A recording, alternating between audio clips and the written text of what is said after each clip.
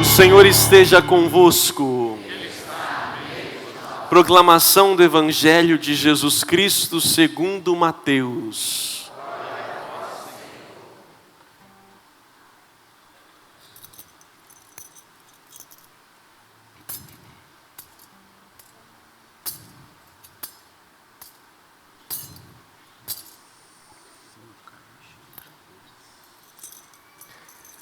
Naquele tempo, Jesus foi à região de Cesareia de Filipe e ali perguntou aos seus discípulos: quem dizem os homens ser o Filho do Homem?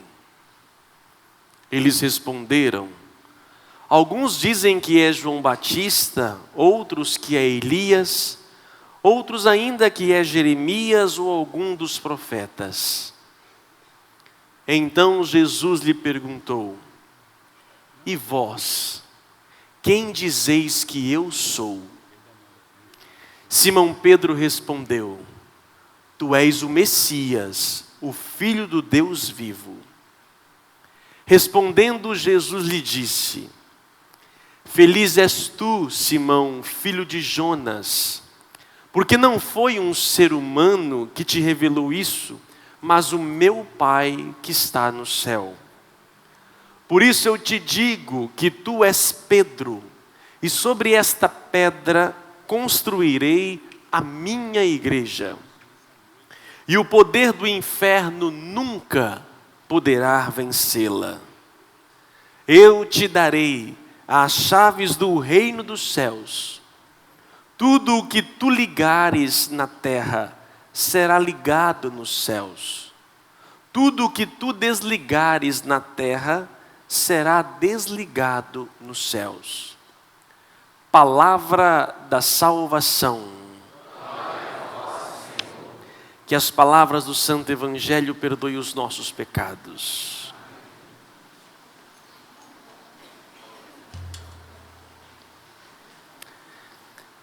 Quem dizem ser o Filho do Homem? E vós, quem dizeis que eu sou? Jesus, depois de um tempo de ministério, de vida pública, ele resolve fazer um balanço, não querendo receber elogios da sua missão, da sua tarefa e missão aqui nesta terra, mas para poder ver se as pessoas estavam entendendo e compreendendo. E por incrível que pareça, quase ninguém estava reconhecendo nele e entendendo suas palavras. É difícil, né, gente? A gente fala, o povo não entende. E nem sempre aquilo que nós falamos é aquilo que o povo entende. Aquilo que eu falo é o que você escuta? Ou você escuta aquilo diferentemente daquilo que eu falo? É difícil isto. A compreensão, será que o que eu estou dizendo, as pessoas estão entendendo? Porque cada um tem um entendimento, uma forma de entender. Diante das suas prerrogativas, diante dos seus estudos, a sua história, cada um vai construindo. E assim, meus irmãos, a gente pode se perder. Jesus então resolve ter esse feedback. E aí, chega para os apóstolos e pergunta: e vocês? Quem eu sou para vocês? Imagina Jesus fechando os olhos assim, né? Ai, meu Deus do céu, será que vai? Será que alguém está entendendo? E aí, iluminado pelo Pai, Pedro diz: tu és o Messias, o Filho do Deus vivo. Pedro é o primeiro a proclamar a fé. E quem diria, hein? Quem diria? Um simples homem, e agora se torna o primeiro a reconhecer. Não é à toa que o próprio Jesus teria dito, né? Eu te louvo, ó Pai, porque revelaste essas coisas aos pequenos e escondestes aos grandes. Hoje, meus irmãos, a igreja celebra e reconhece esses dois homens, Pedro e Paulo.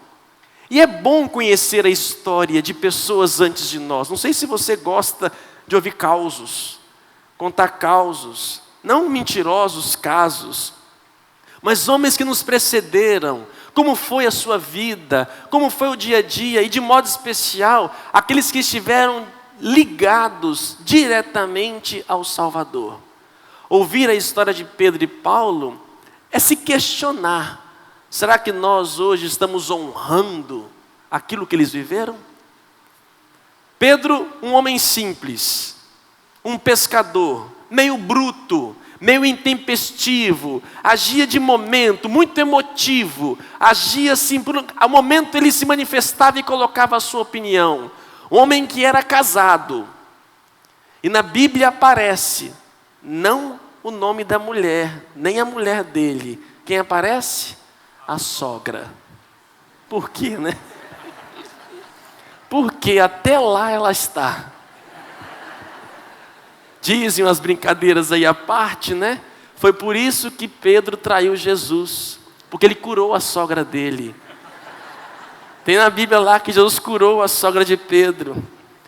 Pedro, então, um homem que vivia da pesca, não tinha, talvez, estudo, vivia da pesca de mar adentro, pescando, alimentava a sua família, talvez vendia e vivia desta pesca. Conhece Jesus através do seu irmão. E a partir daquele momento que ele conheceu Jesus, Cristo olhou para ele e disse: Pedro, eu te farei pescador de homens. Como é que pode? Não tinha conhecimento. É aquele ditado que a gente diz, né? Deus não chama os capacitados, mas capacita aqueles que chama. E Pedro então deixa tudo, larga. Nós não sabemos depois se ele largou a mulher dele, se ele ficou casado, não sabemos, a Bíblia não fala desta questão. Mas Pedro, a partir de então, se torna um dos 12, e durante 3 anos se dedica ao Senhor. Ouve as palavras de Cristo, presencia os milagres, caminha sobre as águas, mas também duvida e afoga. Pedro é aquele que também intensamente vai dizer ao Senhor: eu irei com o Senhor até onde for.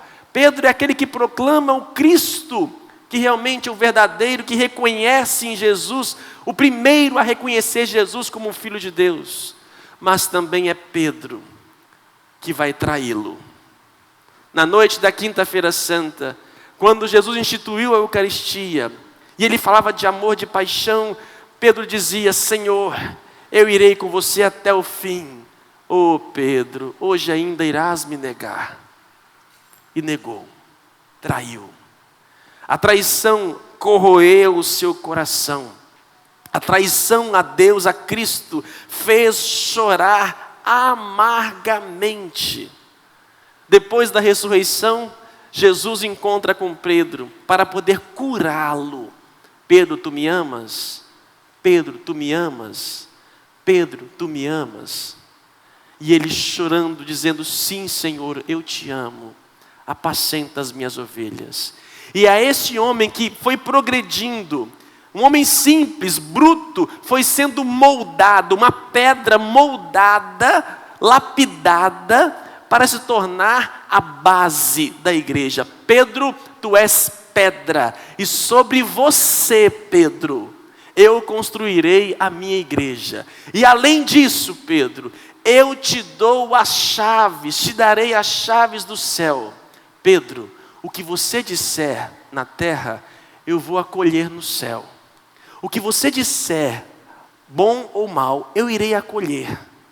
Gente, é muita autoridade. Essa é a forma de Deus agir. Escolhe um homem, capacita-o e reveste dessa autoridade. As chaves. A chave da sua casa, você dá para quem? A chave do seu escritório, você dá para quem? A senha do seu celular, quem sabe? Coitado, né? Se pegarem. Pedro, ele recebe esta graça. A chave me dá a possibilidade de abrir, de entrar, de permitir que entre, de poder não ter que pedir licença, entro e saio. Você dá liberdade para circular. Pedro então recebe esta autoridade de abrir as portas do céu, o reino dos céus a todos. E ele, depois do próprio Pentecostes, na vida do Espírito Santo, na sua pregação, converteu 3.000 pessoas.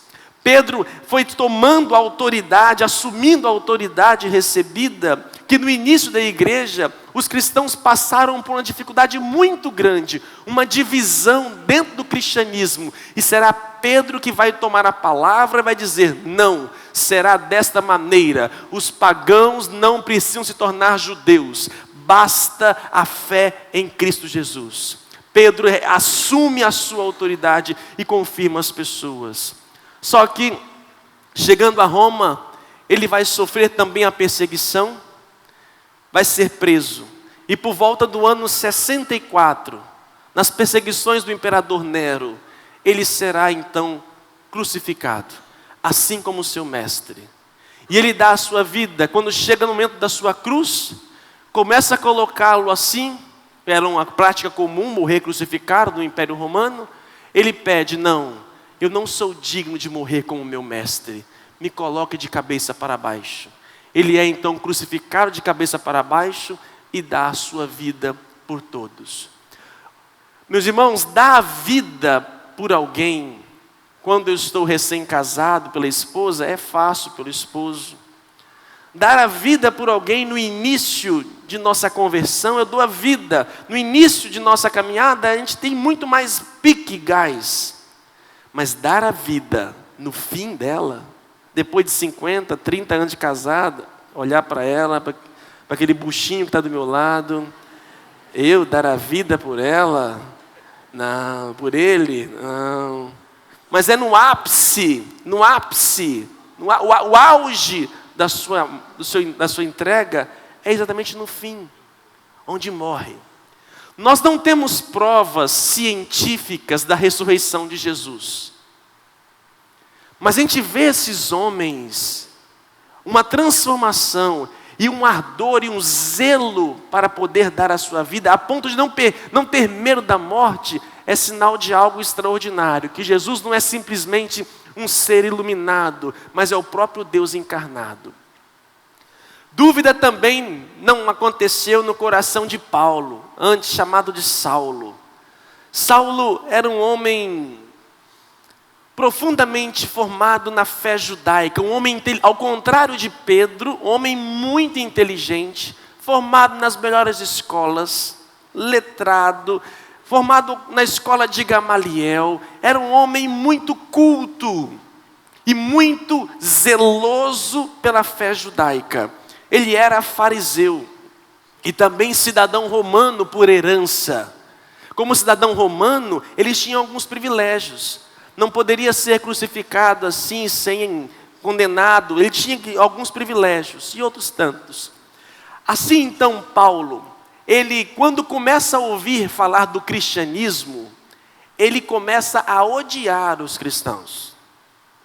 Saulo estava diante do primeiro mártir da igreja, o primeiro homem que morreu por causa de Jesus Cristo, no Evangelho, que foi apedrejado, Estevão. Paulo estava lá. Chegou um momento em que Paulo respirava raiva contra os cristãos. Ele respirava, ele perseguia os cristãos. Onde andava, onde ia, entrava, cidadezinhas, ele tinha quase que uma carta branca para poder ir ao encontro, porque ele via o cristianismo como uma ameaça, uma blasfêmia à fé judaica. Paulo respirava, essa é a expressão mesmo, ele respirava, indo ao contrário dos cristãos, pegando realmente os cristãos e assassinando-os, prendendo. Até que numa dessas viagens, Deus aparece a Paulo. Paulo, Saulo, Saulo, por que me persegues? Por que está me perseguindo, Saulo? Por que está perseguindo os meus? Naquele momento, Saulo fica cego, cai por terra e é levado a um lugar, a um vilarejo. Neste mesmo instante, um cristão recebe uma missão. Deus o visita e diz: vá em tal lugar batizar Saulo. Quê? Vá lá batizar Saulo. Eu? Saulo que perseguia, que matava? Eu? Vai lá. Não vai. Tremendo que nem vara verde, chegou lá o bichinho diante de Saulo, vendo como Deus havia dito para ele. E ele então, falando de Jesus, e Saulo se deixa ser batizado. Pelo batismo começa um processo de transformação na vida de Paulo. Ele de perseguidor passa a ser perseguido. Agora o pior, ele como judeu tinha amigos, tinha pompas e perseguia os cristãos que tinham medo dele. Se tornando cristão, ele perde todos os privilégios, todos os amigos, todas as pompas, e se volta para um povo que tinha medo dele e achava que ele estava lá como infiltrado para poder conseguir alguma coisa. Olha o dilema de uma conversão. Converter é difícil, porque muitos de nós não queremos perder os nossos privilégios, os nossos amigos. Tem gente que não nos aceita mais. Você é carola, está ficando de igreja agora, só quer ir para a igreja. O que é isso? Não te conheço mais. Por que você está fazendo isso? Você era como a gente, por que agora? Paulo então vive a renúncia de perder todos os anos de sua vida. Por outro lado, não é acolhido na comunidade cristã por medo, e ele tem que ficar tempos para provar aos cristãos que ele havia sido convertido. Olha a dor. Por isso que esse homem se converteu, porque ele sofre, ele passa por tudo isso, fica sozinho e espera anos para poder começar a pregar. Neste período, Paulo se encontra com Pedro. Ficam 15 dias, Pedro ali bebendo de Pedro. Paulo fica ouvindo as histórias de Jesus, porque Paulo não conheceu Jesus na carne. Ele fica ouvindo as histórias de Jesus. E aquilo vai, como ele era conhecedor da lei e da fé judaica, ao ouvir Jesus, sobre as coisas de Jesus, ele vai encaixando e mostrando que realmente Jesus era o Filho de Deus. A partir disso, Paulo se torna um missionário. Um dia, em celebração, estavam reunidos e o Espírito disse, o Espírito Santo, separe para mim Paulo e Barnabé. Quero enviá-los em missão. Paulo largou tudo e começou a ir, a caminhar nas terras, aos mares, viagens e mais viagens para poder falar de Jesus Cristo. Paulo fabricava, era trabalhador, ele fabricava tendas. E onde chegava numa comunidade, montava a sua barraca, fazia a fábrica de tendas, vendia suas tendas, e no meio desse caminho, no meio dos intervalos, ele ia nas praças, nas sinagogas e começava a falar de Jesus Cristo. E cada vez mais a autoridade de Deus em Paulo era tamanha. A palavra em Paulo é forte, o grande pregador. Tanto é que nós temos as cartas, as grandes cartas do Novo Testamento são feitas por Paulo e por seus discípulos. Homem que solidificou, que levantou também a igreja. Mas não foi fácil. Assim como Pedro, que também foi preso várias vezes, Paulo foi perseguido, preso, naufragado várias vezes nas suas viagens marítimas, assaltado, passou fome, ficou nu. Várias dificuldades, chegou ao ponto de ser apedrejado, açoitado, tudo por causa do Evangelho. Porque ele chegava em algum lugar, os judeus tinham hostilidade. E ele tinha que convencer os cristãos de sua fé. E os judeus o perseguiam. Ele que perseguia, agora se tornou alvo de perseguição. E ele vai chegar um momento, mesmo diante de todo o sofrimento, ele vai dizer: nada, nem morte, nem nudez, nem fome, nem perseguição, nem anjo, nem potestade vai me separar do amor de Deus. Nada me separa. Uma vez ele estava numa comunidade e ele fez, através dele, Deus fez um milagre. E as pessoas começaram a dizer: Paulo é Deus, Paulo é o nosso Deus. Ele é levado nos ombros das pessoas e começam a louvar Paulo. E ele vai dizer: não, eu não sou Deus. Ele rasga a sua roupa. Eu não sou Deus, não sou eu quem faço. Quem faz em mim é Cristo, não sou eu. Não me honre. As pessoas não aceitam essa atitude. E logo depois ele também é apedrejado, a ponto, pararam de jogar pedra porque acharam que ele estava morto. Ele levanta, todo machucado. vai se cuidar e depois retorna para a missão. E hoje, quantos cristãos que por qualquer coisa abandonam a sua fé, qualquer coisa desligam da comunidade. Não me olharam para mim na rua. Eu não fui acolhido. E aí então eu vou largar. A fé hoje, a religião está virando como um comércio. O que é o comércio? Eu vou numa loja. Se eu não fui bem tratado, eu não volto lá. Eu sou assim. Você não faz isso também?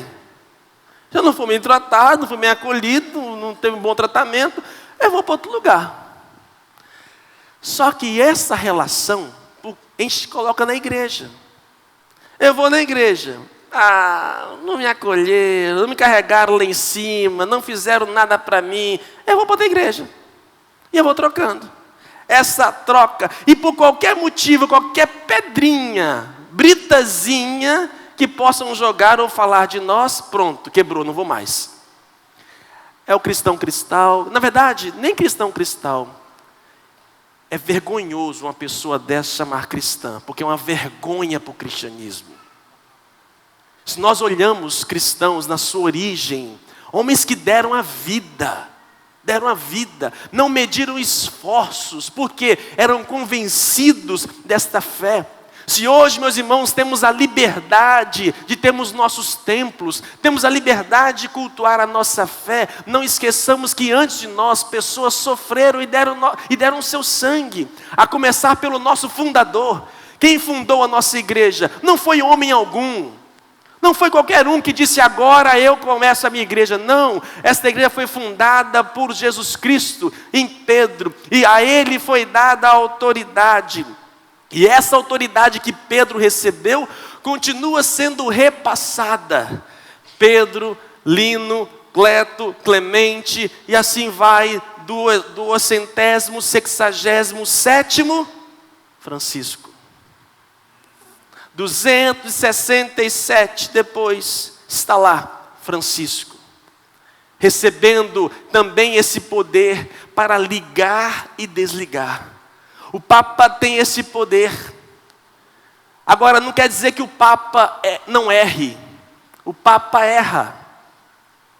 Mas existe um dogma da igreja chamado infalibilidade papal. O Papa é infalível.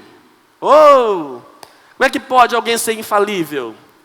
Quando o Papa fala em ex-cátedra, ou seja, quando ele proclama uma verdade de fé para a igreja, ele está ligando na terra. E isso só foi feito, a última vez que foi feito em 1950, com o dogma da Imaculada Conceição, Assunção de Maria. Assim, meus irmãos, a igreja continua até hoje obediente. Por isso nós, católicos, nos esforçamos para nos manter bem parecidos àquele tempo. As nossas celebrações, o glória que nós cantamos, é o glória que cantam desde o princípio. Poxa, não tem outra forma de glorificar a Deus? Tem. Mas nós buscamos estar unidos. Esse glória é o mesmo. O rito que nós celebramos, poxa, a missa é cansativa. Então é uma coisa, senta, levanta, senta, levanta, senta, levanta. Eu não sei o que esse padre está falando, faz oração. Esse rito, nós o mantemos desde o início dos cristãos. É verdade que em cada etapa, em cada geração, vai sendo acrescentado, vai dando a sua cara, mas jamais perdendo a essência. E aquilo que nós podemos ligar e desligar. Termino dizendo, eu como padre, há 10 anos, pelas mãos de Dom Luiz, impôs suas mãos sobre minha cabeça, ungiu as minhas mãos e disse, Padre Anderson, celebre os sacramentos, eu te dou a esta autoridade. Celebre em nome de Deus, perdoa os pecados do povo, ligue, em nome de Deus, traga o céu na terra, eu te dou a chave, eu te dou um povo para governar, para fazer as vezes de Cristo, eu te dou esta autoridade. E essa autoridade que Dom Luiz me deu, ele um dia recebeu de alguém, que recebeu de alguém, que recebeu de alguém. Esta é a beleza que ininterruptamente permanece na igreja. Não quer dizer que nós não tenhamos pecado. A Igreja Católica, nas suas pessoas, nos seus papas, na sua história, muitos pecados. Nesses 267 papas, tivemos homens que não deram testemunho, foram fracos. Pedro foi fraco. Pedro traiu, mas nem assim Deus deixou de revesti-lo de autoridade. Deus age pela autoridade humana e dá ao homem, a mediação passa pelo homem. Um homem fraco, vai dizer Paulo, Deus nos deu um tesouro em vasos de barro. Nós somos frágeis, fracos, os papas pecam, os bispos erram, os padres também pecam, tem pedofilia na igreja, tem homossexualismo na igreja, tem dificuldades na igreja, tem padre que rouba fiel, mas tem muito padre santo, homens santos que dão a sua vida pela igreja. Então a graça de Deus permanece, mesmo diante das indulgências da Idade Média, dos pecados da Idade Média. Também tiveram luzes que iluminaram, que fizeram chegar. Por quê? As portas do inferno nunca prevalecerão sobre ela. Porque nós fomos formados pelo sangue de próprio Cristo e de outros tantos. E nós somos esta igreja hoje. E o que nós, como cristãos, vamos continuar levando? O que nós, cristãos, hoje vamos deixar como herança para os demais? Devemos, irmãos, viver essa experiência radical. Pedro e Paulo foram radicais. Meditar a vida destes homens, eu me questiono o meu nível de cristianismo, a minha entrega. É verdade que cada um tem a sua vida, a sua família, a sua forma de viver, mas em qualquer lugar, sempre é tempo para falar de Jesus Cristo e semear esta palavra. Que Pedro e Paulo no céu possa rogar por nós, para que nós possamos agora também levar a palavra e viver sobre a autoridade daquele que nos conduz. Louvado seja o nosso Senhor Jesus Cristo.